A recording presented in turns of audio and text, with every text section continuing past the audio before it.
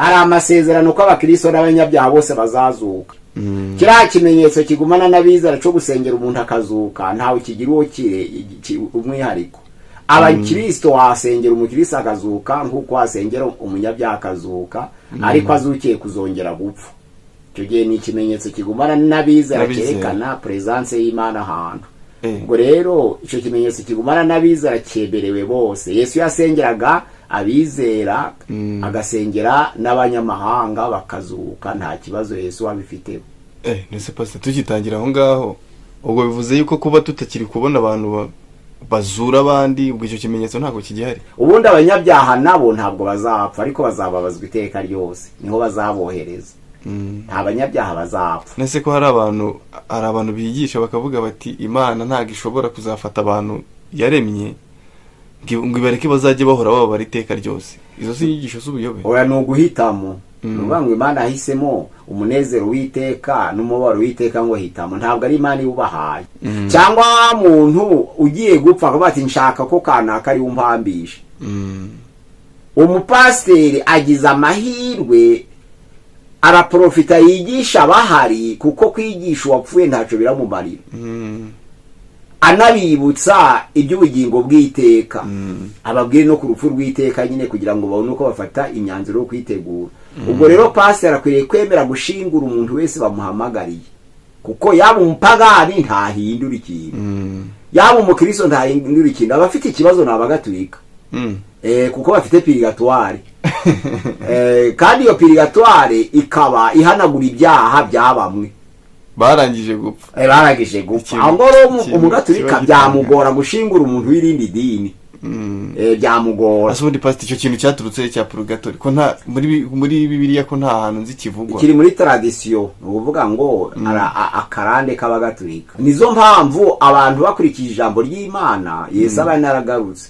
Igituma abantu batanakizwa bigishwa ibintu bitari byo bitandukanye, bituma badakizwa ngo Yesu agaruke ajana itorero. None nkari ya mabwiriza yo kuvuga ngo umuntu arapfa yamara gupfa ngo akagira haruhukira hitwa purgatori, ku buryo abantu bamusengera Imana ikagira icihindura, ikiza atakoza kiri mu mubiri kiraza giti. Nicyo kibazo.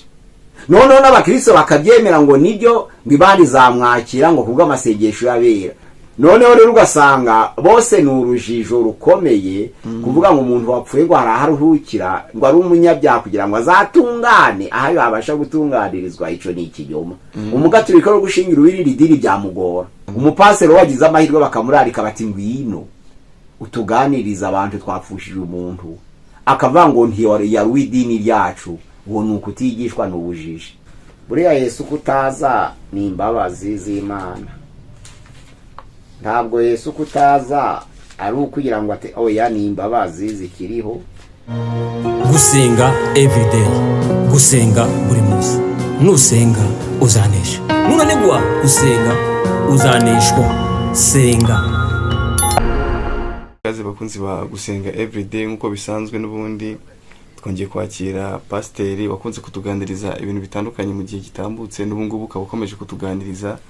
Ndumva agiye gutangira adusengera, atwibwira, twongera dukomeza n'ubundi ku nyigisho 13 yari yatangiye kutwigisha za eschatology. Ndumva twabaye kaze pastor.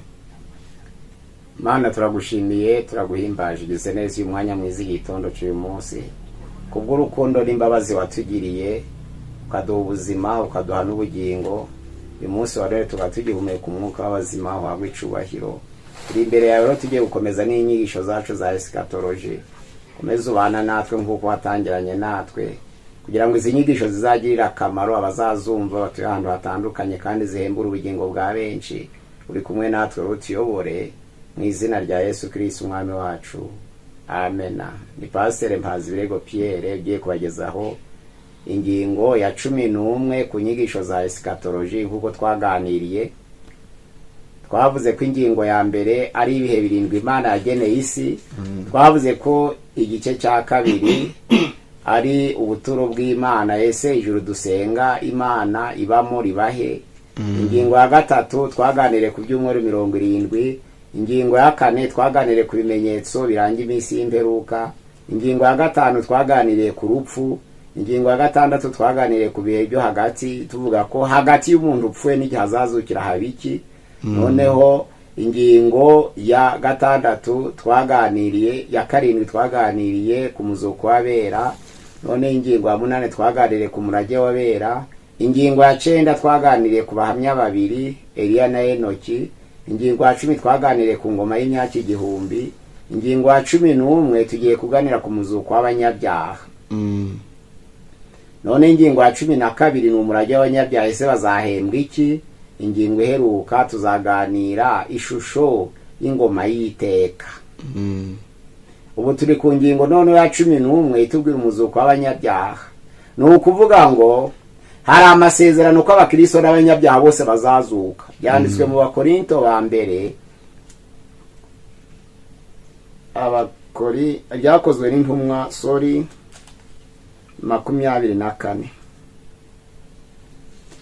Ibyakozwe n'intumwa 24, turasoma ku murongo waho wa 15 twumva tubwira. Igitabo cy'ibyakozwe n'intumwa ibice ni 24 murongo wa 15 haravuga ati, kandi niringiye Imana ntegereje ico aba bo bategereza, yuko hazabaho kuzuka kw'abakiranutsi n'abakiranirwa. Ijambo ry'Imana rirasura ngo hazabaho kuzuka kw'abakiranutsi n'abakiranirwa. Ibyo biremewe, bose bafite uruhari ku muzuko. Ariko imizuko ivugwa ubundi ni ibiri minini. Hari umuzuko w'abakiranutsi n'umuzuko w'abanyabyaha. Uretse ko umuzuko w'abakiranutsi wo ufite ibice bitatu. Ariko umuzuko w'abakiranutsi ufite ibice bitatu, uw'abanyabyaha ni umwe, ni unike. Nuvuga ngo hari imizuko minini, yo vuga imizuko ni ibiri. Kiriya kimenyetso kigumana n'abizera cyo gusengera umuntu akazuka, ntawe kigira uwo umwihariko. Abakristo wasengera umukristo akazuka nk'uko wasengera umunyabyaha akazuka, ariko azukiye kuzongera gupfa. Icyo gihe ni ikimenyetso kigumana n'abizera cyerekana presence y'Imana ahantu. Ubwo rero icyo kimenyetso kigumana n'abizera cyeberewe bose. Yesu yasengeraga abizera, agasengera n'abanyamahanga bakazuka, nta kibazo Yesu wabifiteho. Nese pastor, tugitangira aho ngaho, ubwo bivuze yuko kuba tutakiri kubona abantu bazura abandi, ubwo icyo kimenyetso ntabwo kigihari? Ikimenyetso kiracahari. Yesu ni wa wundi ntiyahindutse, kuko Abaheburayo 13:8 aravuga ngo Yesu ko yarari ni ko ari umunsi wa Noheli kandi ko azaho iteka ryose. Ariko abantu nibo bahindutse. Nuvuga ngo kuba turi mu itorero ry'Laodikiya, abantu bakaba bahashishikariye kugwiza iby'isi kuruta iby'ijuru, byatumye imbaraga z'ibimenyetso zigumana n'abizera zigabanuka. Na nizo mpamvu nta nubwo bakibitekereza. Oya, niyo umuntu yapfuye, nta n'umuyobozi w'itorero uvuga ngo muretse kumushingura tubanze tumusengere turebe ko yazuka, ahubwo azanye ibikoresho bisabwa kugira ngo ashingure. Ariko kwizera ngo muretse mwigura n'ibikoresho, tuzi ko Imana ihari, turasenga tumara iminsi 3, yewe n'uwageze mumva wenda pastor adahari, ntabwo yavuga ati buretse dusenge turebe ko ari Imana yakora. Ibyo byiringiro ntabyo. Nizo mpamvu Yesu we n'umwe byakoreka, ariko abantu bikorerwa muri bo bahindutse. Itorero ry'Laodikiya ari abantu ntibakonje kandi ntibashushe, n'akazuyaza, nta mbaraga rero akazuyaza kabona zo kuzura ngo ikimenyetso kigumana n'abizera kigaragare. Ariko uwo muzuko abanyabyaha n'abakiranutsi bose barawufiteho uruhari. Nuvuga ngo hari bamwe batekereza ko abakiranutsi n'abanyabyaha bazazukira rimwe, abandi bakavuga ko bazazuka mu bihe bitandukanye, ariko twumva uko biri tubwira. Hariya muri Matayo ibice byaho ni 25:34 aravuga ngo umwami azabwira abari iburyo bwe ati, nimuze mwebwe abo data yahaye umugisha, muraga ubwami bwabatunganirijwe uhereye ku kuremwa kw'isi. Noneho hano ku murongo wa 40 bavuga ngo azabwira abari ibumoso ati, nimuve aho ndi mwabivume mwe, muje mu muriro w'iteka watunganirijwe umwanzi n'abamarayika be. nuvuga ngo bari bari hamwe. Aya magambo abwira abantu bari hamwe, azabwira aba yongera abwire nawe. Biragaragara ko bari hamwe kuko ijambo ry'Imana ryanditswe muri Malaki igice cya 3:20 kugeza ku 22 muri Malaki. Hari amagambo atubwira avuga ko hano 20 avuga ngo ariko mwebweho, hano aravuga ngo abubaha izina ryanje izuba ryo gukiranuka rizabarasira rifite gukiza mu mababa yaryo, maze muzasohoka mu kinagire nk'inyana zo mu kiraro, kandi muzaribatira abanyabyaha hasi, bazabiva munsi y'ibirenge byanyu ku munsi nzabikoreraho, ni Uwiteka Nyiringabo avuga. Nuvuga ngo bazaba bazukiye rimwe, ariko uko abakiranutse bazazukira ubugingo buhoraho bazaba ari bazima. Abanyabyaha ko bazazukira gupfa, ijambo ry'Imana rivuga ngo abakiranutse bazaba ari bata. Nuvuga ngo ababemeza ko bazazukira rimwe, ko ntabwo mwaba muzuse mu buryo mu bihe bitandukanye ngo mubari bati. Ahangaha Malaki avuze ko bazaba ari bata, bigaragara ko bazaba bazukiye rimwe. Bamwe ari abo gupfa iteka ryose, abandi ari abo kubaho iteka ryose. Ubundi abanyabyaha nabo ntabwo bazapfa, ariko bazababazwa iteka ryose, niho bazabohereza. Nta banyabyaha bazapfa. Nese ko hari abantu bigisha bakavuga bati Imana ntabwo ishobora kuzafata abantu yaremye ngo ibareke bazajye bahora baba iteka ryose. Izo si inyigisho z'ubuyobe. Oya, ni uguhitamo. Nuvuga ngo Imana yahisemo umunezero w'iteka n'umubabaro w'iteka ngo hitamo. Ntabwo ari Imana iwubahaye bitewe n'ibyo bakoze nibo. Ahubwo Imana irakubwira ngo kugira ngo winjire mu munezero w'iteka kora ibi, kugira ngo winjire mu mubabaro w'iteka nuwakoze ibi. None hitamo, nuwabihisemo si Imana yabihaye. Kuko hano haravuga ngo azabwira bari buryo bwe ngo muza udata yahaye umugisha murabwo ubwami bw'iteka, mwasezeraniwe kuva kukuragwa kuremwa kw'isi. Nari nshoje muramfungura, ibyo birazwe. Nari nambaye ubusa muranyambika, nari mfite inyota mu mpico kunywa, nari ndi umushitsi murancumbikira, nari ndi mu nzu imbehe muransura, nari ndi mu bitaro muransura. Ariko ngo azabwira abo b'ibumoso ngo ntabwo mwakoze ibyo. Ubwo rero guhitamo kurahari ibikori kugira ngo uzabe muri wa mugabane wo ubuzima bunejeje buzabaho bw'iteka. Ariko uzahitamo nyine ibibi, azaba mu bibi iteka ryose, nubwo atazapfa ariko azababazwa iteka ryose. Yo n'amasezerano. Aba rero bavuga batya bitwa abaposemenalisi, bavuga ko bazazukira rimwe. Bifashisha iyo mirongo hano muri Abakorinto ba mbere ibice 15 ho Pawulo yashatse kugaragaza ko bitazaba biri kubera rimwe. Abakorinto ba mbere 15 aravuga hati murongo wa 50 na 51 bavuga ngo nuko bene data icyo mvuga ni iki, yuko abafite umubiri n'amaraso bisa batabasha kuragwa ubwami bw'Imana, kandi ibibora bitabasha kuragwa ibitabora. Dore mbamenera ibanga, ntituzasinzira twese, ahubwo twese tuzahindurwa mu kanya gato, ndetse mu kanya nk'ako guhumbya. Ubwo impanda y'imperuka izavuga, impanda izavuga koko, abapfuye bazurwe, ubutazongera kubora, natwe duhindurwe. Aba ni abakiranutsi gusa Pawulo avuze. Kuko ntabwo upfa iteka ryose agaragaje, agaragaje ahubwo kuzazuka, abantu bazukira ubugingo buhoraho. Avuga babandi bazaba bakiriho kugeza ku kugaruka k'umwami Yesu. Avuga ko n'abandi basinziriye mu mwami, ijambo ry'Imana ngo rivuga ngo nibo bazabanza kuzuka, none twe nabo turagubwigo bw'iteka. Aha n'abakiranutsi gusa bavuga.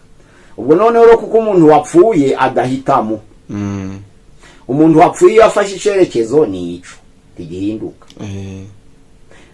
Rimwe na rimwe usanga abapasiteri kubw'ubujiji avuga ngo nje sinashingura umupagani, ngo nje sinashingura umuntu w'irindi torero. Ubwo ni ubujiji.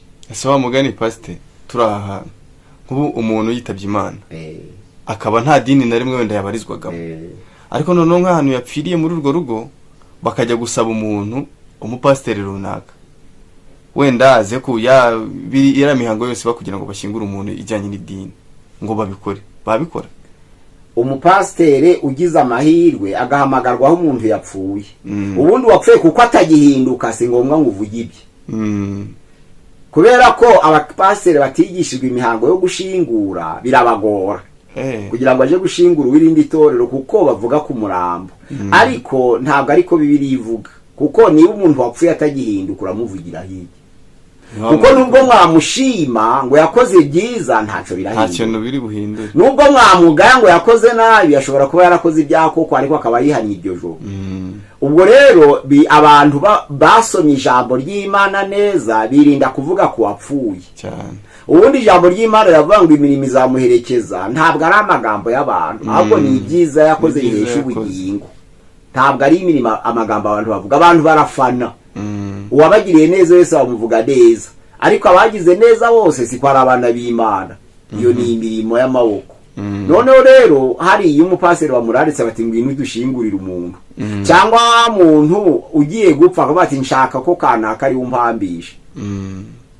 umupasiteri agize amahirwe araprofita yigisha bahari kuko kwigisha uwapfuye ntacyo biramumarira, anabibutsa iby'ubugingo bw'iteka, ababwire no ku rupfu rw'iteka nyine kugira ngo babone uko bafata imyanzuro yo kwitegura. ubwo rero pasiteri akwiriye kwemera gushingura umuntu wese bamuhamagariye, kuko yaba umupagani ntahindura ikintu, yaba umukristo ntahindura ikintu. abafite ikibazo ni abagatulika kuko bafite pirigatwari kandi iyo pirigatwari ikaba ihanagura ibyaha bya bamwe barangije gupfa. barangije gupfa. aho ngoro umugatulika byamugora gushingura umuntu w'irindi dini, byamugora. Asubundi pastor icyo kintu cyaturutse cya purgatori ko nta muri Bibiliya ko nta hantu nzi kivugwa. kiri muri tradition, uvuga ngo akarande k'abagatulika. tradition babyita akarande, ni imigenzo y'idini idahuye n'ibyanditswe byera. noneho ni gute se imigenzo y'idini idahuje n'ibyanditswe byera abantu bayifata gihiriri cy'abantu bakayigendera? nizo mpamvu abantu bakurikije ijambo ry'Imana Yesu aba yaragarutse. igituma abantu batanakizwa bigishijwe ibintu bitari byo bitandukanye, bituma badakizwa ngo Yesu agaruke ajana itorero. none nkariya mabwiriza yo kuvuga ngo umuntu arapfa yamara gupfa ngo akagira haruhukira hitwa pirigatori, ku buryo abantu bamusengera Imana ikagira icyo ihindura, icyiza atakoza kiri mu mubiri kiraza giti. nicyo kibazo.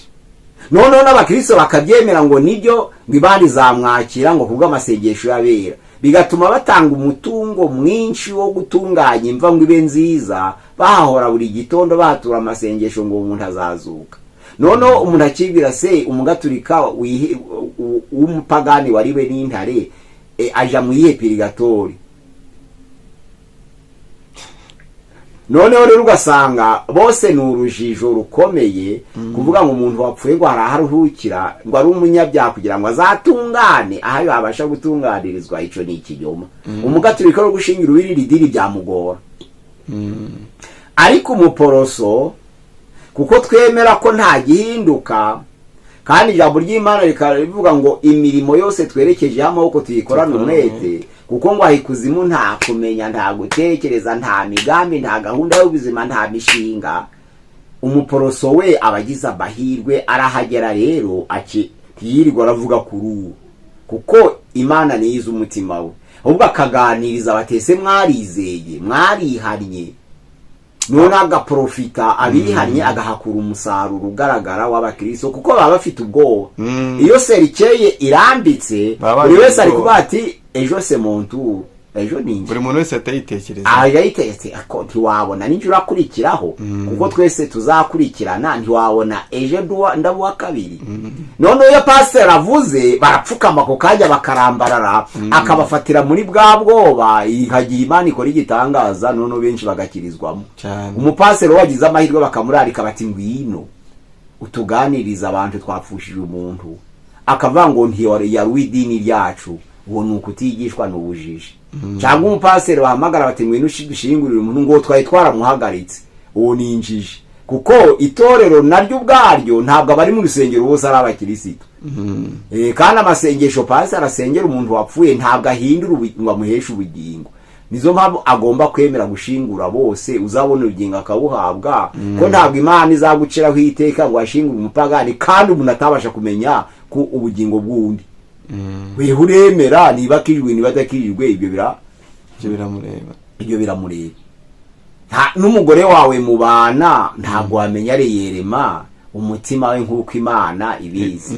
Kuko Abakorinto ba mbere ibice 10 n'uwa 11 haravuga ngo ninde wamenya ibyo ndatekereza. Ijambo ry'Imana ravuga ngo ntawe. Kereka ahubwo ngo umwuka w'uwo muntu umurimo bwe n'umenye ibyo atekereza kuko amurimo. Baravuga ngo n'iby'Imana nuko ntabwo wamenya udafite umwuka w'Imana. Nubango udafite umwuka wa Jean de Dieu ntiwamenya ibyo Jean de Dieu atekereza.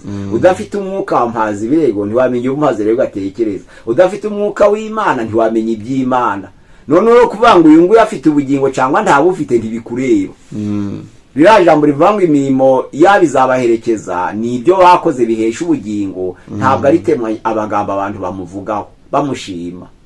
Kandi gushima bizarimbuza benshi kuko bashima muri fanatisme, buri wese akurikije wamugiriye neza.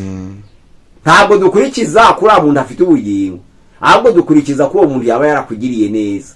Wakugiriye nabi rero uramuvuma, wakugiriye neza ukamushima. Ibyo nta gihamya gihari ko umuntu ari mu maboko y'Imana. Nizo mpamvu babandi bakiri bazima aho ngaho ni ufite umurimo ukomeye cyane. Abapfuye rero bazazuka. Ariko ijambo ry'Imana ritubwira ko abapagani hano mu Byahishwe 20 bo bazazukira gucirwaho iteka. Daniel yaravuze ngo benshi muri bo bazaba barasinziriye, ni Daniel igice cya 12 umurongo wa 2, ngo bazazugwa, bazakanguka. Benshi bazakangukira ubugingo buhoraho, abandi bazakangukira gucirwaho iteka no gusuzugurwa iteka ryose. Nuvuga ngo byose bizabiteka, byaba ubugingo buhoraho ni iteka, byaba ubuzima bwo kurimbuka nabwo ni iteka, kuko zabacireho iteka. Hariya mu Byahishwe 20 ayo magambo arahari umurongo waho. Turatangira ku murongo Byahishwe 20 umurongo wa 8. Iyo myaka igihumbi nishira, Satani azabohorwa avo yarari abohewe. Azasohoka aje kuyobya amahanga yo mu mfuruka enye z'isi, Goge na Magoge, kugira ngo yakoranirize intambara. Umubare wabo ni nk'umusenyi wo ku nyanja. Bazazamuka bakwira isi yose, bagota amahema y'ingabo z'abera n'umurwa ukundwa. Umuriro uzamanuka uva mu ijuru ubatwike, kandi Satani wayobyaga ajugunye muri ya nyanja k'umuriro n'amazuku irimo ya nyamaswa na wa muhanuzi w'ibinyoma. Bazababazwa ku manywa na nijoro iteka ryose. Byose ni iteka. Kubabara ubutagira iherezo, nukugira umunezero n'ibyishimo bitagira iherezo. Nubango abanyabyaha umuzuko wabo bazazuka hano ku gice cya 2. Kuko hano igice cya mbere kizaba ari umuzuko w'abakiranutsi. Hano ku murongo wa 6 Ibyahishwe 20 bavuga ngo ufite umugabane wo kuzuka kwa mbere arahigwa kandi nuwera. Urupfu rwa kabiri rubasha kugira ico rutwara abameze batyo, ahubwo bazaba batambye b'Imana na Kristo kandi bazimana nayo imyaka igihumbi. Iyo myaka igihumbi nishira, urumva ko bamwe bazutse mbere y'imyaka igihumbi, abandi bazutse nyuma y'imyaka igihumbi. Rubango ntaho bahuriye kugira ngo babari bate nko muri Maraki. Kandi hariya muri Daniel naho hagaragara ko bazabibereye ko bamwe bazazukira ubugingo buhoraho, abandi bazukire gukorwa n'isoni no gusuzugura iteka ryose bibereye rimwe, ariko byose bibe iteka. Abanyabyaha rero iyo bapfuye baje kuzimu.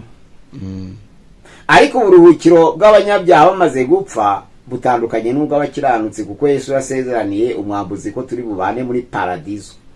Kandi umwenda ukingirije ahera umaze gutabukamo kabiri, ijambo ry'Imana riravuga ngo ibitare biratigita, isi iratigita, ibitare birameneka. Mbona intumbi z'abera zizutse zihagurutse zinyanyagira mu murwa anga kugira ngo Yesu ahuze bariya bari barasinziriye mu isezerano rya kera n'isezerano risha, bose babona uburuhukiro bwa paradizo. Abanyabyaha bari ikuzimu, ariko ntibaragira igihe cyo kubabazwa iteka ryose, kuko ntabwo ikuzimu ntabwo ari gehonome. Bivuze ngo umuntu akimara gupfa ari umunyabyaha ahita agikuzimu, abikuzimu. Ariko ntabwo aje ahantu ho kubabazwa, ahubwo n'ahantu ategereje kuzaja muri gehonome nyuma y'uyu muzuko wa kabiri wabo. Ubwo siho abakatolike bavuga ko ari muri purgatori. aho ni purigatori. Ni purigatori, babandi bapfuye ari abanyabyaha bahita purigatori. Ariko aho ngaho ikuzimu ntabwo abanyabyaha bababazwa. N'abakiranutsi muri paradizo ntibahabwa ibyiza, barategereje kugira ngo umuzuko wabo w'abakiranutsi nuba bahabwa ibyiza basezeranijwe. Ariko n'abanyabyaha nabo umuzuko wabo nugera bacirweho iteka ryabagenewe. Ubwo nuvuga ngo iyo myaka 1000 ishize nibwo aba banyabyaha bazazuka, uzitwa umuzuko wa kabiri munini. Umuzuko wa mbere ni w'abakiranutsi, umuzuko wa kabiri uw'abanyabyaha bazazukira gucirwaho iteka no gusuzugurwa, n'ubundi byose bizaba ari iteka ryose. Rero abantu benshi babyibazaho cyane, bakavuga ngo buriya agiye ahantu ho kubabarizwa, buriya agiye ahantu ho gukirizwa. Uriya mugani wa Lazaro n'umukire ntabwo ni umugani. Ni ukuvuga ngo ntabwo byabaye, ahubwo batanze ishusho yuko bizamera igihe abantu bazaba bamaze kubona ibyiza, abandi bamaze guhabwa ibibi. Uriya ni umugani. Ni umugani. Noneho washushanyaga abafarisayo, ni ukuvuga ngo abafarisayo ni itorero. Itorero ryaranzwe riratotezwa. Ubundi umugani wa Lazaro n'umukire ushushanya abafarisayo n'itorero. Uriya mukire yashushanya abafarisayo. Byari idini rikomeye, rifite imbaraga. Itorero ritangiye abafarisayo bararitoteza, abayuda bararitoteza. Ariko baritoteje noneho bigiye kuzahinduka Yesu agarutse mu bwiza bwe. Babafarisayo kuko atarabize bakiriso bazarimbuka. Noneho rya torero ryongerera ibigaranzure ribaje hejuru. Noneho bageranya umunezero w'itorero nyuma yo kuzuka kw'abera n'umubabaro w'abafarisayo batizeye Yesu. Baye mu byiza bakiri ku isi, batoteza itorero bakiri ku isi. Itorero rirababazwa rikiri ku isi. Ariko Yesu agarutse binjiye mu bwami bw'iteka, binjira mu munezero. Babandi aho bari kubabarizwa noneho bataka, ubwo nico kiganiro batanga bari kwerekana ukuntu umubabaro w'abanyabyaha uzaba ukabije, bazaba bifuza. Urabona ijwi rya Lazaro asubiza ngo hano naho ngaho ntibyashoboka ko nta wavaho ngo aze hano, nta n'uwava hano ngo azaho, kuko hari umworero ukabije.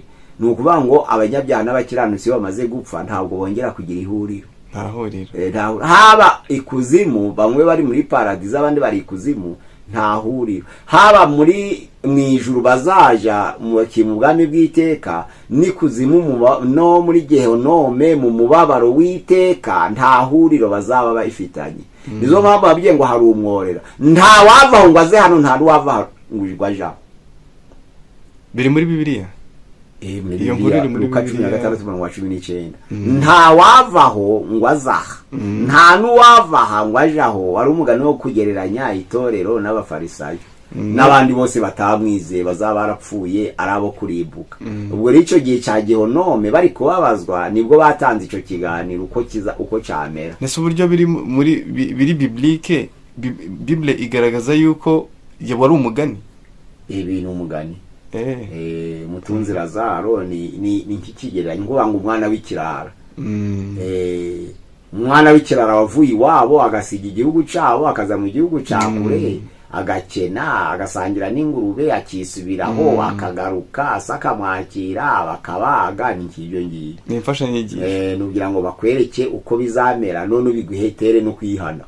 Kugira ngo nzabe hariya hameze kuriya, ahubwo reka mbitemo hano. Icyatuma mba hano ni iki? Hari ibyo usabwa by'abakiranutsi. Ubwo ni ukuvuga ngo abanyabyaha b'umurage wabo ni ukurimbuka, nta kindi. Nta kuvuga ngo bazagira ibihembo byabo ni inyanja yaka umuriro n'amazuku. Kuko hano muri Matayo 25 n'ubundi hari amagambo ahari atubwira ngo, Matayo 25:46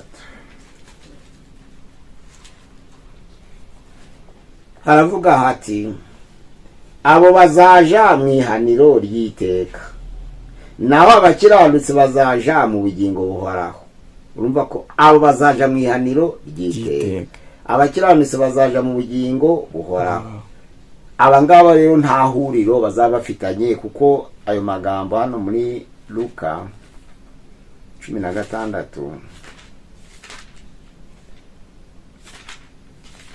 murongo wa 19 urabona handitse ngo umugani w'umutunzi n'umukene. So umugani w'umutunzi n'umukene, hari umutunzi wambaraga imyenda y'imihengeri n'ibitare byiza iminsi yose agahora adamaraye, kandi hariho n'umukene witwaga Lazaro. Urabona titiranditse ngo umugani nibyo witwaga Lazaro.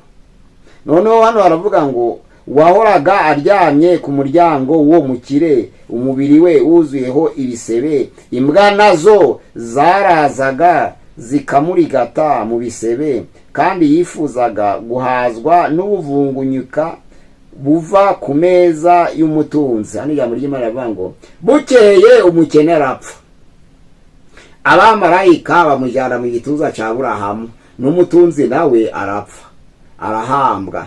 Ageze ikuzimu arababazwa cyane, yubuye amaso areba Aburahamu ari kure na Lazaro ari mu gituza cye, arataka ati, Aburahamu sogokuru, mbabarira wohereza Lazaro akoze isonga ry'urutoke rye mutuzi antonyangirize ku rurimi, kuko mbabazwa n'uyu muriro. Aburahamu aramubwira ati, mwana wanje ibuka yuko wabahawe ibyiza byawe ukiriho, Lazaro nawe yahawe ibibi none aguwe neza hano, naho wowe urababazwa cyane. Kandi uretse n'ibyo, dore hariho umworera munini bikabije hagati yacu namwe, washiriweho kugira ngo abashaka kuva hano kuzaho muri batabibasha, kandi n'abava aho batagera hano. Nawe ati, ndakwinginze sogokuru ngo nibura umwohereze kwa data, kuko mfite bene data 5, ababurire ngo nabo batazaza aha hantu ho kubabarizwa cyane. Urumva ya predikasiyo ahantu umuntu wapfuye ibiteye ubwoba. Hano rero bavuga ukumva ukuntu wamukire yavuze, yaravuze ati ndi kubabazwa, niba bitashoboka ngo uraho ngahagera ahangaha, bikaba bitashoboka ngo hano nawe ageraho, none munyoherereza aje kumbwirira basigaye bene data mfite 5, ababwire ngo bihane, kuko hano ndi kubabara cyane batazahaza. Urukumva ngo ari kwifuza kuba yarabaye umukristo, yaba gifite amahirwe, agifite amahirwe, ariko kuko habaye nani separation totale, yaba rero abagatulika bari kuvuga bati ibi birashoboka. purgatori Kuri purgatori uyu muntu uri kuvuga ati ndi kubabazwa, noneho abagatulika bo bamusengera. Uretse ko abagatulika basengera uri kuzimu nyine muri purgatori, uyu mubabaro taraba abarubwira ngo hanagurwe ibyaha uzinjire muri paradiso. Ariko urabona ko uyu nguyu ari gusaba amahirwe atakibonye. Nukuvuga ngo abapfuye arabanyabyaha batekereje kuzazuka bacirwaho iteka, basuzugwa iteka ryose, badapfa ariko babazwa iteka ryose. Ni wa muzuko noneho wa kabiri w'abanyabyaha wanditswe muri aha byashuye 20 hariya ku murongo wa 7 kugeza kwa 11. Nukuvuga ngo abakiranutsi bazazukira ubugingo buhoraho, naho abanyabyaha bazukire gucirwaho iteka no gusuzugurwa. Rero amahirwe yo wagira ugiye gupfa, kandi byiza nuko umuntu ugiye gupfa yavuga uzamushingura. Nibyo byaba byiza mbere yuko apfa, ubwo se yishwe n'impanuka atari yabyiteguye. Nukuvuga ngo agomba kuba yarabwiye umudamu we cyangwa akabwira ababyeyi. Ni byiza kubera ni byiza cyane kugira ngo wakwangaga ataguhagarara hejuru. Ni byiza cyane. Ntuburize kuba wapfuye nta kindi kintu ubuzivu ngubwo. Oya, ariko uko kwishima kwe ubushaka ukaburizamo kwishima kwe. Uko hari igihe mufitanye urukiko, pasiteri afitanye urubanza muri tribunal de grande instance na bishop we, ariko bishop akaba mwangana aramwirukanye. noneho iyo wa mupasiteri apfuye baravuga bati ni bishop aramukorera imihango. Urumva imihango amukoreye niyo ku munwa ntabwo ari yo ku mutima, kuko bari kuvuga ati icyampa arakagenda nyine, icyampa ntazuke. Mu by'ukuri abantu bari baratandukanye ku isi, no kuvuga ngo kuko yahasengeraga bakaba agiye kujya kumusabira kandi yari yaramwirukanye cyangwa se barashwanye, akamukunda ari uko ari intumbi, yamwangaga akiriho. Ibyo bindi bavuga ngo ni ukumukunda urumamo, niba ari urumamo, akamukunda atakiriho. Ariko ubwiye madamu uti ni imfa uzabwirire kanaka, byaba byiza kuruta. Uretse ko n'uwo muntu uvuga ngo nzashinguye na kanaka sinshaka gushingurwa na kanaka, abamwanze nawe. Ubu rero nawe ubugingo bwe buri ku manegeka. Kuko niba mvuze ngo ngiye gupfa ariko pastor agiye ntangereho, seke uri ku manegeka nawe. Kuko umukristo ntabwo yaba yaramusabye imbabazi ahubwo. Noneho rero ntiyongere guhangayika ibiraba mu gihe cyo gushingura. Abantu benshi rero baravuga ati kanaka ari uzanshingura kubera bakivitanye inzika zikiriho. Ariko barakwiye kuzikuraho bagihumeka, kugira ngo azabohoke, wundi azaze kumuhambisha navuga ibyiza ibitari byo azabiburane, ariko wundi yakiranutse. Noneho uzi nko kuba warakiranutse ku bintu byinshi gusa kuko uvuze ngo kanaka azankingure kuko wanze kanaka, ako kanaka kazaba ariko konyene kakubuzi. Aho nabahisemo nizo mpamvu abayehova batanga impamvu zimwe na zimwe, bavuga bati nk'amatora, watora Jado ahanganye na Mpazi Birego, utanga Mpazi Birego nyene n'iki kibazo. Urumva niba uhisemo A wanze B, baba bati ngizo zirahari, wowe urumva byaba bite uti A. Ngo hari ikibazo hagati yawe na B, wabaye mu Rwanda shyaka wa A, B wayihoreye. Umukristo ntiyakabaye atyo. Aho rero urumva ko umukristo agakwiye gufata impande zombi akavuga ati bose ndabakunda. Ubu rero amatora yamunanira umukristo rero, keretse hagiye habaho akandiko kavuga ngo ndatanga rimwe kuri babiri bose ndabatora. Ntibyashoboka, ntabwo byashoboka nyine. Ni yagoshe ni yadubaga ubaye ni yagoshe ni yadubaga. Icyo gihe n'uyu cyangwa n'uyu, ni iburyo cyangwa ni ibumoso. Noneho rero turasengera bene data batarakizwa, kuko urupfu ruratungurana cyane. Nta wamenya gutegura ngo azapfa ryari, ariko umuntu ijambo ry'Imana ravuga ngo mwari mukwiriye guhora mwiteguye kuko mutazi umunsi n'igihe. Niko Yesu yavuze, mwari mukwiriye guhora mwiteguye kuko mutazi umunsi n'igihe. Abanyabyaha rero batarakizwa, ijambo ry'Imana ravuga ngo ntabwo Uwiteka atinze isezerano rye. Yanditswe muri Petero ya 2. Buriya Yesu kutaza ni imbabazi z'Imana. Ntabwo Yesu kutaza ari ukugira ngo ate oya, ni imbabazi zikiriho. 3:9 aravuga ngo umwami Imana ntitsinze isezerano ryayo, kuko bamwe batekereza yuko iritinza, ahubwo itwihanganira idashaka ko hagira n'umwe urimbuka, ahubwo ishaka ko bose bihana. Kubera Imana ishaka ko abantu bose bihana, kandi ikaba yaraduhaye guhitamo, ariko ikababazwa nuko duhitamo nabi, ariko ikanga kutwaka umudendezo. Urumva hari ibintu bibabaza abantu, kubura umudendezo.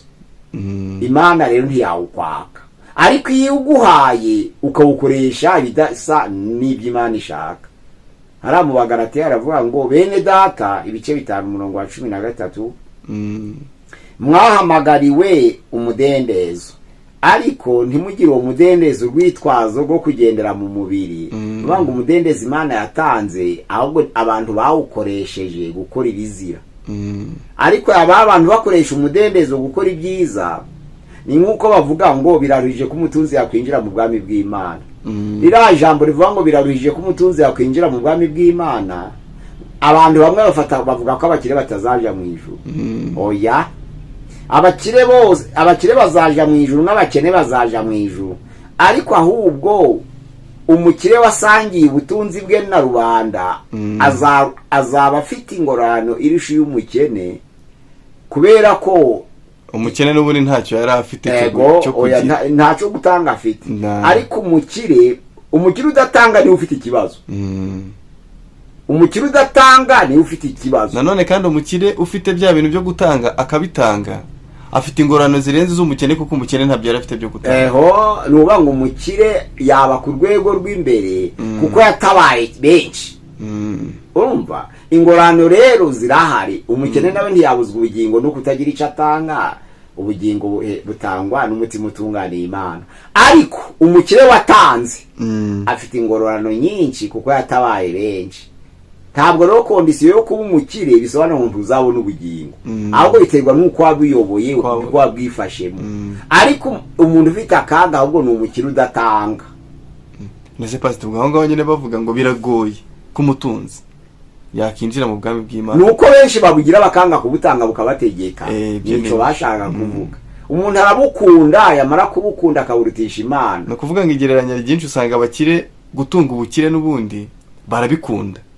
Kuba yabifata akabisangira n'undi muntu biramuje na biramugora. Kuba yafata amafaranga akayahereza umuntu azi ukuntu we yayaruhiye biramugora. Nizo mpamvu wese yahereye kuri rya jambo ngo fata ubutunzi bwawe ubugurishe uha amafaranga abakene akabararakaye.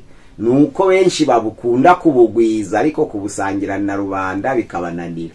Ariko wabasha kubusangira na rubanda ntabwo yahomba kandi yabona ubugingo buhoraho kandi yatabara benshi kurusha umukene. Nuvuga ngo umukire ukijijwe mu by'ukuri atabesha yahabwa ingororano kurusha umukene kuko aba afite benshi yatabaye. Kandi Imana ntabwo yamuhomya ngo kubera yatanze oya. Ariko abantu benshi babona ko gutanga harimo igihombo. Ndasabira rero bene data b'abapagani kugira ngo bibaze kuri iri jambo umuzuko wa kabiri, kuko nta wakwifuza kuzuka umuzuko wa kabiri. Ijambo ry'Imana ritubwira ngo ufite uruhare ku muzuko wa mbere arahirwa kandi nuwera.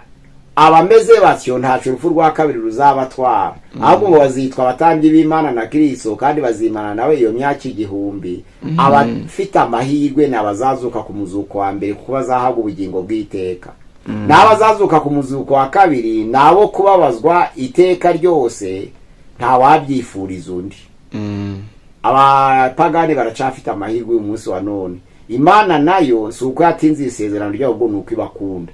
Bihanye rero uyu munsi wa none bose bahabwa ubugingo buhoraho kuko Imana ishaka ko bose babona ubugingo. Imana yacu dusange kandi idufashe mu izina rya Yesu.